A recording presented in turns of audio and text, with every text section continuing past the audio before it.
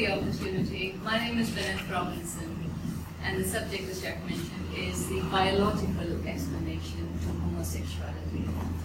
I sincerely look forward to the day where such talks are not necessary at all, but we're not there yet, so let's try and understand the process. The subject focuses on male homosexuality alone, which is better studied than female homosexuality. During the presentation, you will find me defining some very basic terms like male, female, some of the processes during pregnancy. I'm fully conscious that you're very aware of these things, but I feel the need to do that because there's certain emphasis on those definitions that are relevant to the talk today. Yeah. So with that said, I shall be drawing quite a lot on the board. With that said, let's get started.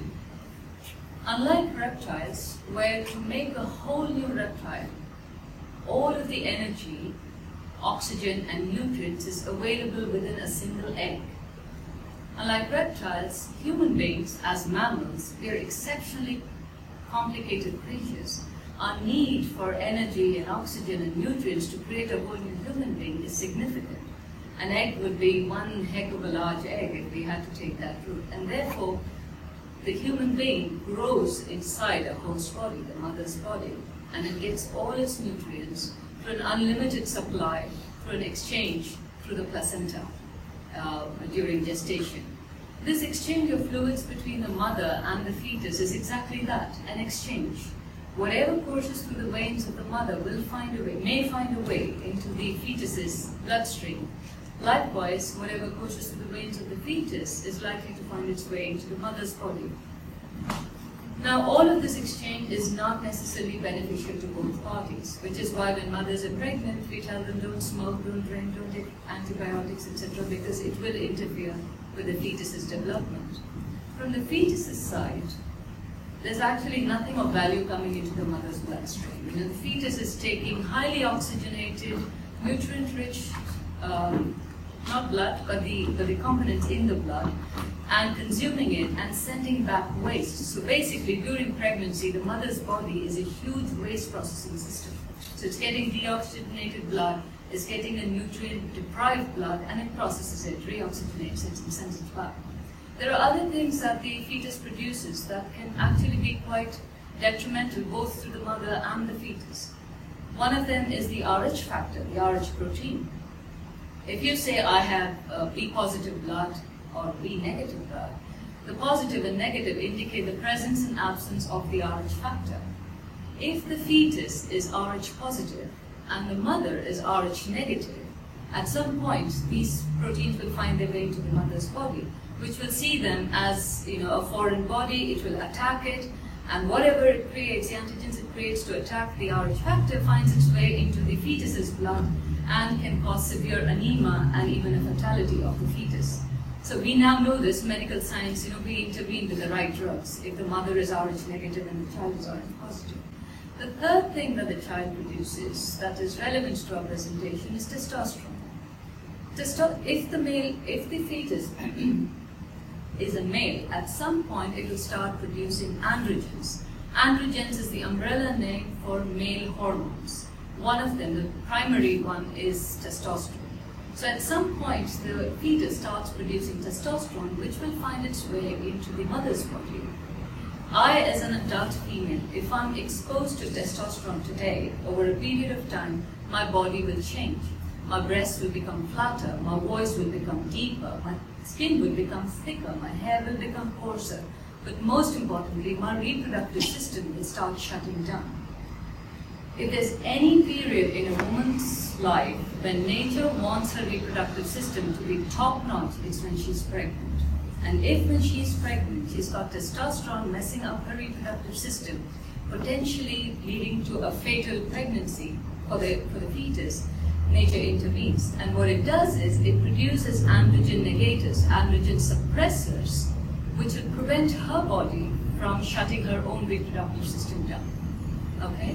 So with that in our back pocket, let's dive in. Human beings have 23 pairs of chromosomes, 22 pairs which So these are pairs of chromosomes, so you have 46 chromosomes in one. 22 pairs, which are called autosomes, they dictate our physical traits. The color of our skin, the color of our eyes, how wavy our hair is, all of that is dictated by the autosomes. The 23rd pair, the sex chromosome, dictates our gender. If we have one female and another female chromosome, then the fetus is a female. If we have one female chromosome and a male chromosome, a Y chromosome, the fetus is a male. Is this lectern? Yes. So, as you can see, it takes two female chromosomes to make a female. And this X chromosome, the primary dominant X female chromosome, is something we get from our mother's eggs, right? The female egg is the largest cell in the human body. All other cells that are capable of cellular division have 23 pairs, except the female egg, which only has 1/2. So during conception, when the second half is received from the sperm, the father, that's a terrible rendition of a sperm, but you get the idea. You receive it from the father, then these combine to form a female fetus.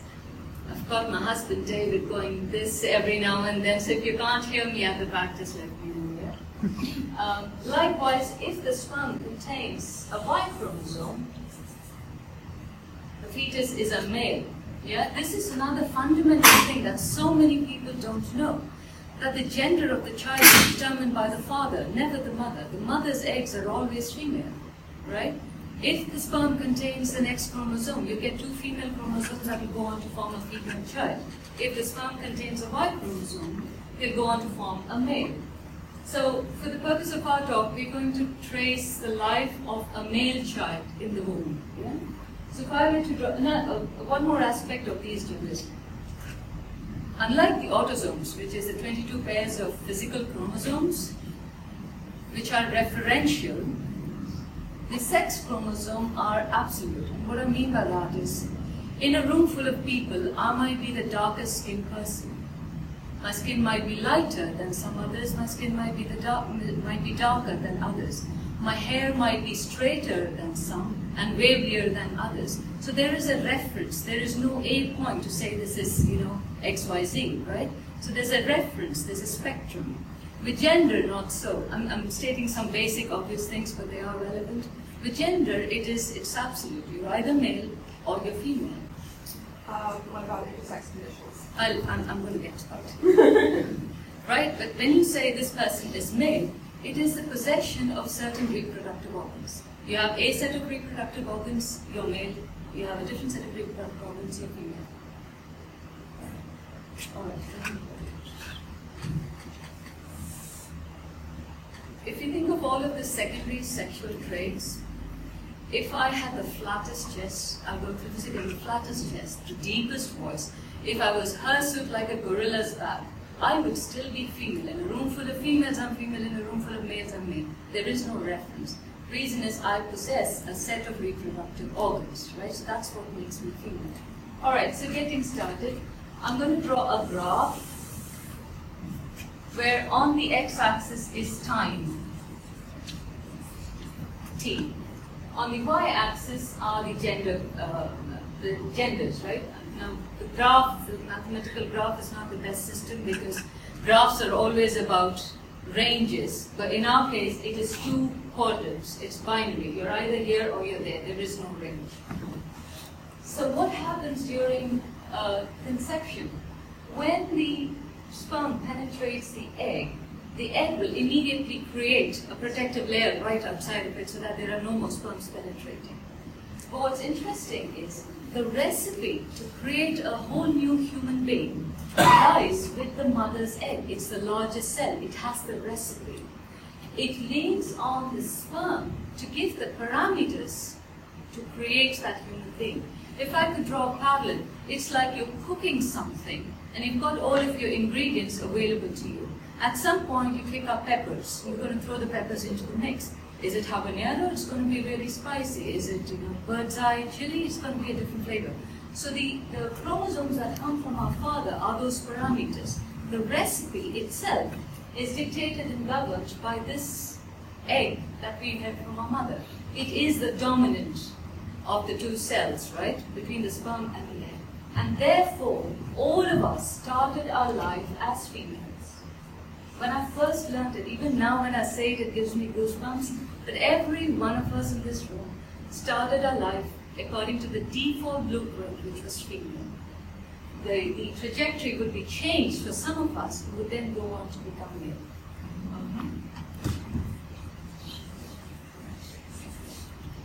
So here we are, conceptions happen. This is a point of conception on the timeline, and let's say this is a point of delivery, yeah, where the child is delivered. What a wonderful handwriting I have, but hey. So we get started here, all of us as females. Furious cellular multiplication happens, division happens, till we reach an interesting point in time, which I'll mark as T1. What happens in T1 is all the base cells, the plates of base cells that will go on to make the different systems in our body will start identifying themselves, they'll start differentiating themselves. So here you would get cells that will make the reproductive system. Okay? You'll get the plate that's going to make the digestive system. You're going to get the plate that's going to make the cardiovascular. And the neural system, which is your brain and central nervous system. Well, there are other systems, like the skeletal system, etc.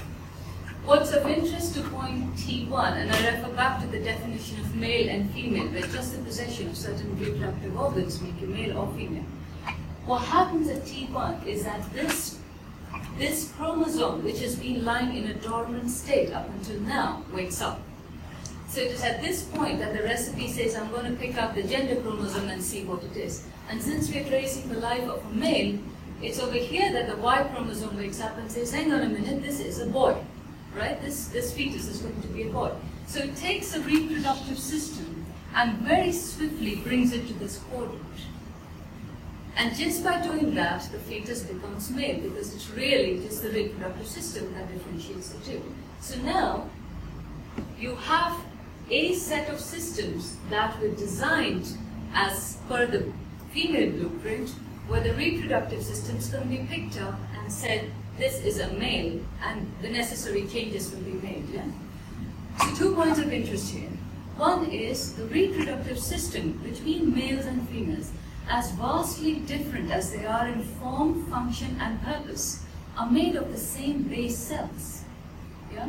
The second thing is, because gender definition is only about the reproductive system, and bringing the reproductive system to this quadrant makes the fetus a male, the other systems continue along the female path. If you think about it, all other systems between males and females are exactly the same. Our digestive system is the same. Our urinary system, the waste management system is the same. Our cardiovascular system is the same. Even the skeletal system is actually the same. And you're thinking, hang on a minute, women have breasts. But does it mean that the system is different? It doesn't. The actual core system, line for line, the code is exactly the same. If I were to write a computer program that says, get an input A from a person, B is equal to 2 times A, print B. If I give it an input of 1, it prints 2. If I give it an input of 2, it prints 4. The code is the same. You change the input, the output changes. Likewise with the skeletal system. The system is exactly the same. You give it estrogen, it behaves a certain way. You give it testosterone, it behaves another way. This is why men have nipples. A completely useless organ for them. But they have it, and it's not just skin tags on their epidermis. The entire process, that is capable of lactation, lies in a disused, flattened state in the male skeletal system. Because the system is a female system which has been asked to behave a certain way by testosterone. Right? So all of these systems, and that's quite amazing. It's like taking a female child and swapping out the reproductive systems, and that's it, sending it off its way. So this continues. All of these guys are continuing. All of these ladies are continuing on this continent, right? Okay, so from T1, again, a furious amount of cellular multiplication happens, and we reach a point, the second point of interest called T2. What happens at T2?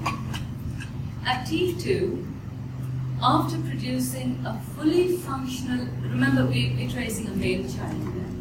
After producing a fully functional male fetus, the Y chromosome complex is now going to turn its attention to the mother of all sexual organs in the human body, the brain, right? The brain.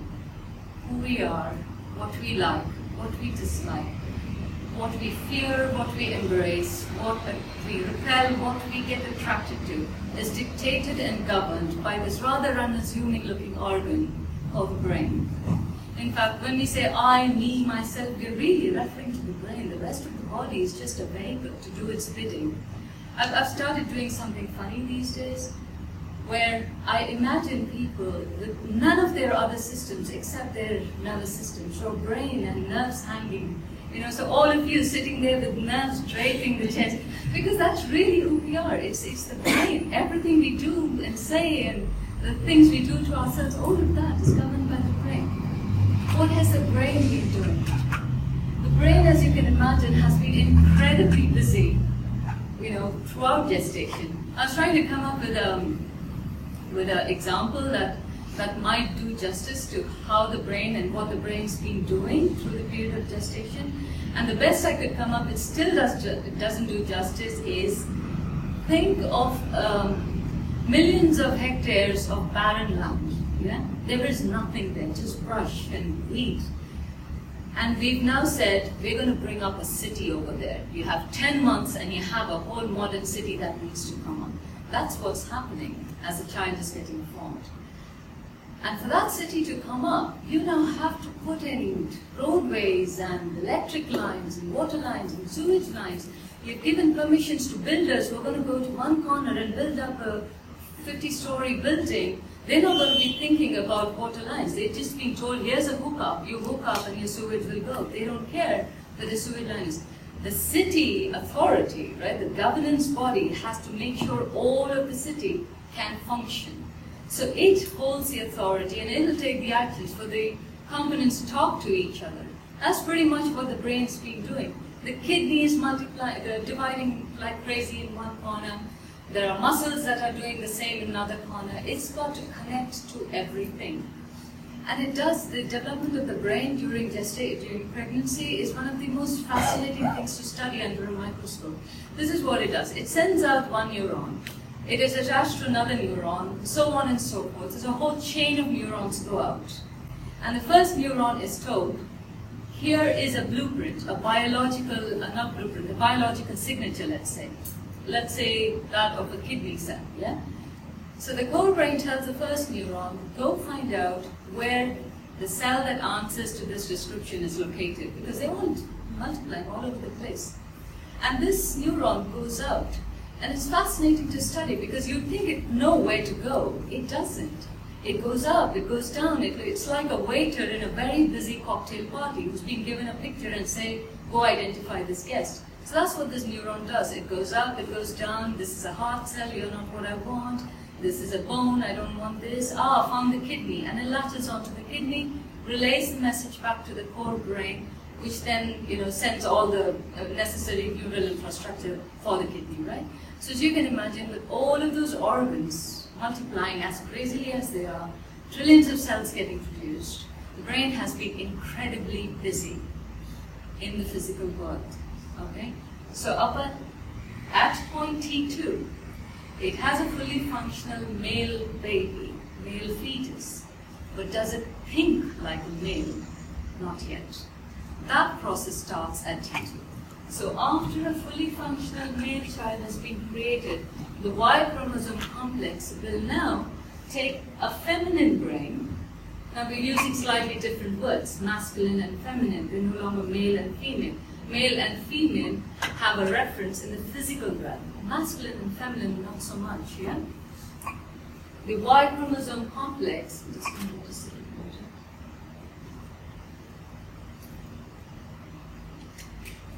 The Y chromosome complex will now turn its attention to reconfiguring a feminine brain and masculinization of it. Yeah? Fascinating. So it is here that that the fetus will start thinking like a male. So these two processes are far apart. One is where gender definition happens, and the other is a series of processes that reconfigure the brain to achieve what is called gender differentiation. Apologies, yeah? And once that has happened, this goes on, we have a point of delivery, and a heterosexual male baby is born.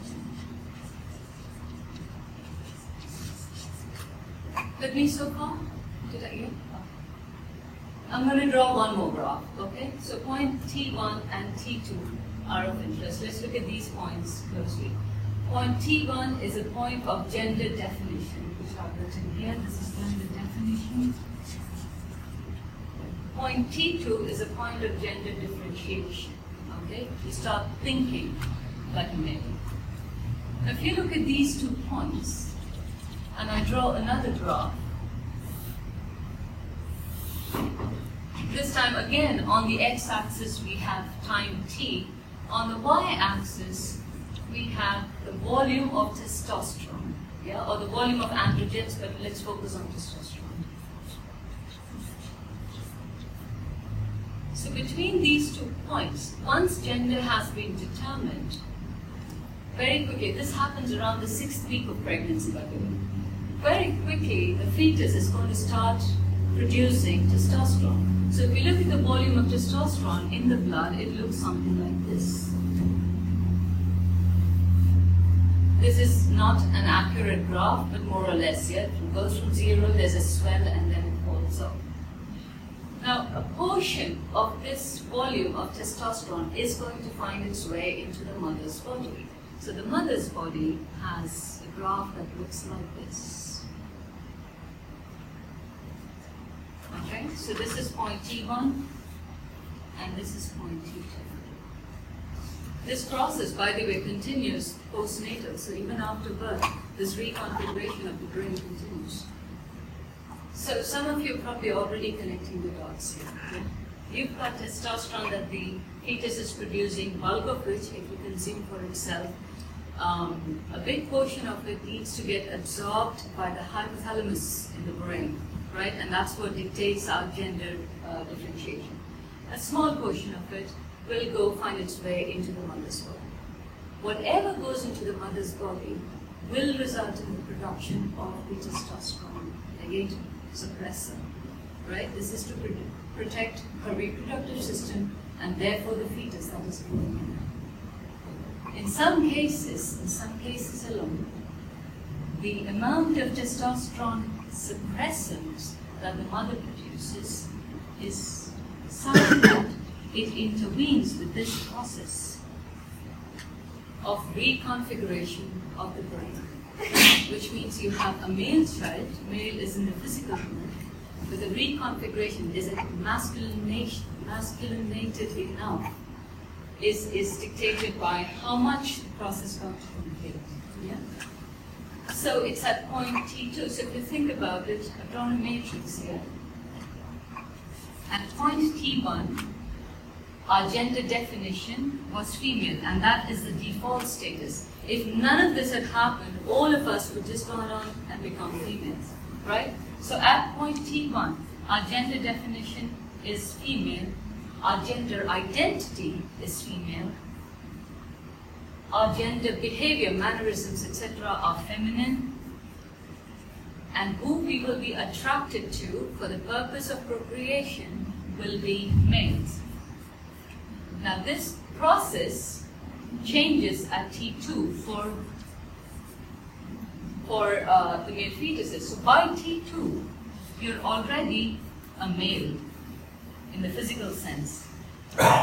And depending on where the intersection of these two graphs is, the suppressants that the mother produces and the testosterone, the androgens needed by the fetus's body, depending on where they intersect, you could have a whole spectrum of output. You could have a male who identifies as a male, behaves as a male, and is attracted as it originally was to males. You would have a male who identifies as a female, who behaves as a female, and may be attracted to females. Okay, so it really depends on where, at what point in time, these graphs intersected. Did that address a bit of what you were asking? Yeah, about identity? No, intersex is a biological. There's like 40 or so conditions where people are not cleanly male and female. Right. Like biological. Right. Which could be different chromosome arrangements. It is, yes, so you get super males and super females, but that's an anomaly, right? So it's a biological anomaly. Super males and So super... this doesn't explain Well, and there's also knowledge. street gonad. No, this doesn't. This Okay. yeah, it doesn't, so I'm not Today going there. syndrome and, So, yeah. So intersex, the baby born, it's ambiguous sex organ. So when a baby is born, if they have Sometimes they the sex organ is genitalia and they're different. By Yeah. the- yes, the So I've genitalia taken is the- very ambiguous, and usually what happens, and maybe not so much anymore, they assign a gender to the baby, which may not be how the person evolves. identifies and evolves, yeah. Yeah, so then, and by the way, And it's not as as- simple as just the testosterone suppressants in the mother.